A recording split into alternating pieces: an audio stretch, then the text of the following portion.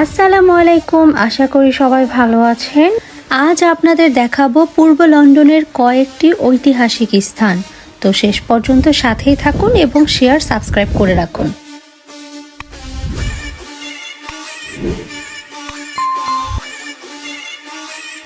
বাসা থেকে বেশি দূরে না হওয়াতে হেঁটে রওনা হলাম গন্তব্যস্থলে।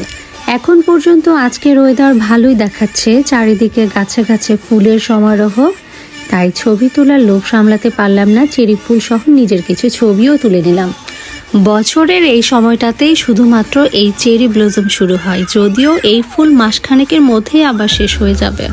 তো পৌঁছে গেলাম ঐতিহাসিক ক্যাবেল স্ট্রিটের সেন্ট জর্জ গার্ডেনে।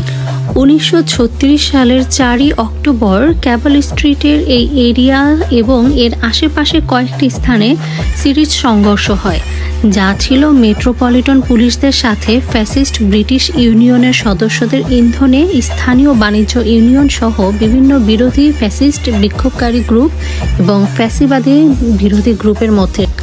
আর সেখান থেকেই এই স্থানটি এত তাৎপর্যপূর্ণ স্থানে রূপ নিয়েছে। এই সংঘর্ষ অনেক বড় ধরনের হয়েছিল। সেই সময় এই সংঘর্ষে 3 লাখের উপরে মানুষ রাস্তায় নেমেছিল এবং 150 জন অ্যারেস্ট হয়েছিল। এই দেয়াল চিত্র দিয়ে সেই সময় চিত্রটাই ফুটিয়ে তোলা হয়েছে।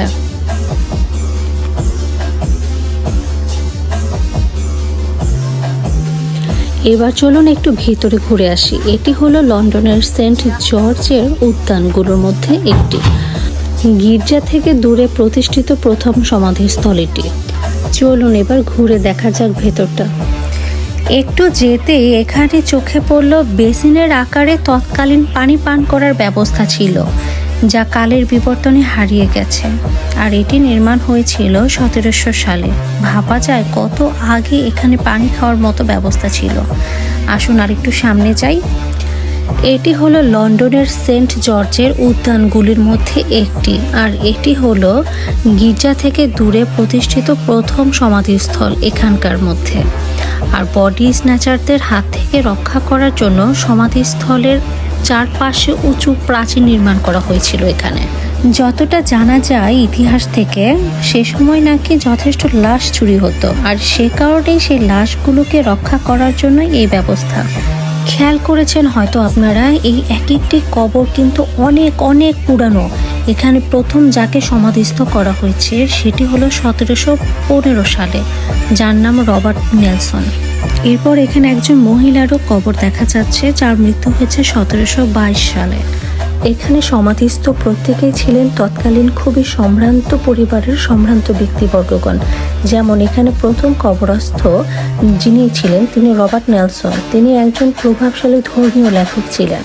এই দালানটি একটি চার্চ, আর এ কারণেই এই স্থানটি যথেষ্ট নিরিবিলি এবং শুনশান নীরবতাপূর্ণ স্থান। আজ থেকে 300 বছর আগের সমাধিগুলো দেখে কেমন যেন এক অনুভূতি হচ্ছে। আমাদেরও তো একসময় এভাবেই মাটির নিচে যেতে হবে, হয়তো আমাদেরও কবর কেউ এভাবেই দেখতে আসবে। যাই হোক, আল্লাহ সমস্ত কবরবাসীর গুনাহ মাফ করে জান্নাত দান করুক, সেটাই কামনা করি। দেখেছেন এত বছরে সমাধির খোদাই করা লেখাগুলো কিছুটা মুছে গেলেও এখনও এখানে শ্রদ্ধা জানানো হয়। আবারও বলে রাখি, তৎকালীন সময় লাশ চুরি প্রতিরোধের জন্য সমাধি এমনভাবে নির্মাণ করা হয়েছিল। আর এসব লাশ চুরির কারণ ছিল প্রধানত এর কঙ্কাল চিকিৎসাজনিত গবেষণার জন্য ব্যাপক চাহিদা ছিল, সেই সাথে কিছু কালো জাদুর অন্ধবিশ্বাসজনিত কারণে। ব্রিটেনে উন্নত রাষ্ট্র হলেও এখনও এখানে অনেকের মধ্যে কুসংস্কার রয়েছে, আর সেই সাথে কালো জাদুর প্রভাব। এখন আমি এখান থেকে বের হয়ে আপনাদের নিয়ে যাব একটু দূরে সুন্দর আরেকটা জায়গায়। চলুন যাই। চলে এলাম, আর এটি হলো শ্যাডওয়েল বেসিন নামে পরিচিত, যা লন্ডনের আরেকটি ঐতিহাসিক স্থান। এর চারপাশের আবাসিক প্রকল্পগুলো একে প্রাণবন্ত রেখেছে। আর এটি লন্ডনের টাওয়ার ব্রিজের পূর্বে এবং লাইম হাউসের পশ্চিমে থেমসের উত্তর দিকে অবস্থিত। এটি মূলত নির্মাণ হয়েছিল 1830 দশকে, তবে মাঝে দীর্ঘ সময় এটি বন্ধ ছিল। যেমন 1960 থেকে 1981 সাল পর্যন্ত এটি বন্ধ ছিল। দুঃখজনক হলেও সত্যি, এখানে বেশ কিছু অপ্রত্যাশিত মৃত্যু ঘটেছিল। শেষবারের মতো এখানে মৃত্যু ঘটেছিল 2019-এ। এটি কিন্তু থেমস নদীর একটি অংশ যা ডিভাইডার করা, তবে এটি অনেক গভীরতা সম্পন্ন, যে কারণে এর চারিদিকে নিরাপত্তা বেষ্টনী দিয়ে ঘেরা, সেই সাথে সতর্কতা চিহ্নিত করা হয়েছে।